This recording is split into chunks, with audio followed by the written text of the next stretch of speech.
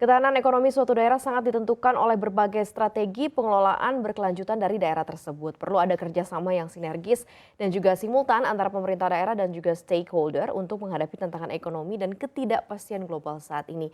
Dan untuk itu kita akan langsung saja berdiskusi bersama dengan tim riset CNBC Indonesia, Maesa Roh. Mbak Esa, selamat sore. Selamat sore Mbak. Ekonomi nasional survive bagus datanya karena ekonomi daerah juga termasuk salah satu penyumbangnya. Dan PR terbesar kita kan saat ini berhadapan dengan inflasi yang cukup tinggi. Nah, ini peran daerah sendiri dalam upaya begitu ya untuk menjaga dan mengontrol inflasi sejauh ini seperti apa nih Mbak Esa?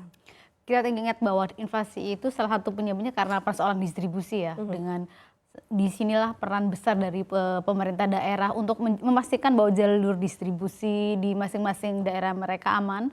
Dan pemerintah juga sudah memberikan kewenangan 2% dari dana alokasi umumnya untuk menekan inflasi ya dengan subsidi ataupun melakukan operasi pasar. Ini adalah merupakan langkah yang sangat bagus karena kita tahu kalau inflasi naik kemudian daya beli turun itu akan membuat semua tujuan target pembangunan itu akan melemah. Jadi saya pikir bahwa daerah lah yang paling tahu potensi daerahnya masing-masing. Daerah juga pula yang paling tahu sebenarnya kelemahan mereka di apa dan dengan adanya mungkin bukan hanya satu daerah tapi masing-masing kepala daerah ini berkomunikasi lebih jalan dan kemudian saling memberi support. Mungkin misalnya yang paling gampang itu daerah mana sih yang penghasil cabai, daerah mana penghasil bawang, daerah mana yang kurang cabainya, daerah mana yang kurang bawangnya, itu akan membuat inflasi bisa ditekan ya karena ada informasi dan komunikasi yang lebih bagus serta distribusi yang lebih jalan. Kalau ada konektivitas misalnya seperti infrastruktur yang terbangun dengan cukup solid antar daerah begitu ya, dan juga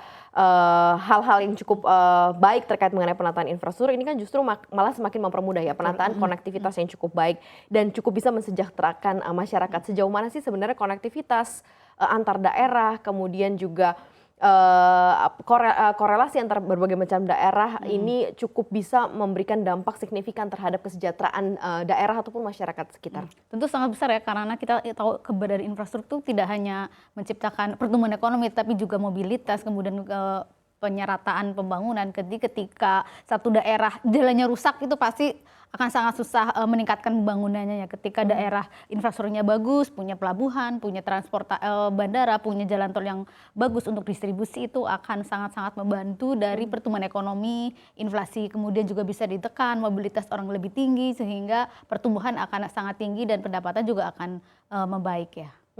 Salah satu yang juga cukup besar menyumbang pertumbuhan ekonomi adalah adanya investasi yang cukup merata begitu ya, bukan hanya berpusat Jawa sentris tetapi di beberapa daerah yang juga punya potensial besar dan Indonesia punya di sana.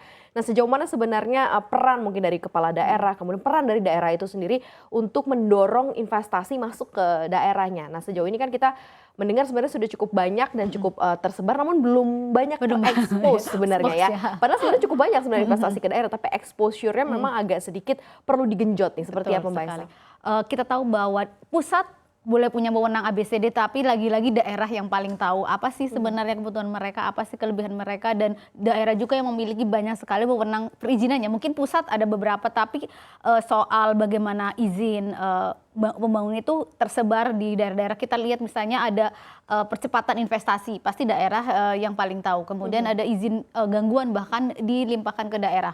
Kita tahu bahwa ketika ada investasi macet, daerah pasti yang harusnya paling tahu dan diberi kewenangan lebih oleh pemerintah pusat. Jadi harusnya memang daerah lebih terdorong dan mungkin mendorong diri, terutama masalah mungkin pungli atau dan sebagainya ya. Kalau daerah mau bekerja sama dan membuka dan mempermudah izin, mempermudah investasi, itu akan sangat berguna. Dan soal kontinuitas pemerintah daerah sendiri, jangan sampai kemudian mungkin bupati ini selesai kemudian bupati berikutnya tidak melanjutkan. Harus dipastikan bahwa kepastian hukum itu adalah salah satu yang persoalan terbesar di Indonesia. Dan ketika Pemda itu memastikan bahwa bupati ini mungkin tidak terpilih atau sudah selesai masa jabatannya, tapi pemerintah daerah setempat masih akan melanjutkan, itu akan sangat berguna dan mendorong pertumbuhan kontinuitas terhadap regulasi daerah itu sendiri ya. Satu lagi, indeks pembangunan manusia ini juga menjadi salah satu poin penting. Kenapa kok kita tidak bisa memusatkan sejauh ini begitu ya, mencari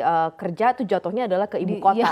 Kenapa kita tidak bisa menyebarnya ini juga jauh lebih luas dengan indeks kemanusiaan yang lebih baik, kemudian juga pemerataan upah minimum regional yang juga Iya. mungkin bisa seragam sehingga tidak semuanya lari ke Jakarta. Ini seperti apa nih? Mungkin upaya lanjutannya dan menjadi salah satu PR penting dari kepala daerah, Mbak Esa, kalau dari Anda.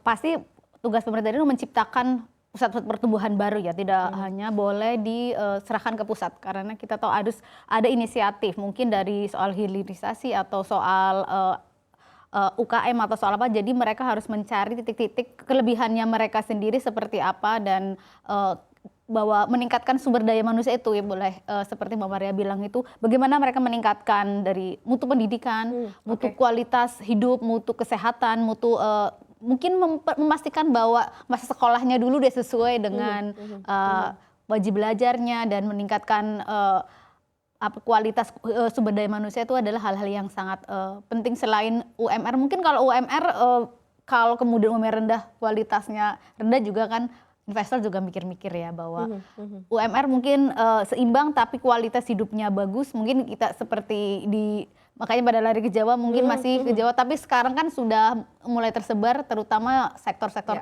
di hilirisasi yang ke luar Jawa itu akan sangat dibutuhkan sumber daya manusia dan kenapa itulah bahwa pemerintah daerah harus meningkatkan IPM-nya ya. Ini kerja keras dan hasilnya kalau memang cukup baik, bukan hanya indeks manusianya saja yang cukup bertumbuh, daerahnya juga ikut bertumbuh dengan baik. Makanya kita apresiasi hari ini. Terima kasih Mbak Esa atas waktunya berdiskusi bersama dengan kami sore hari ini.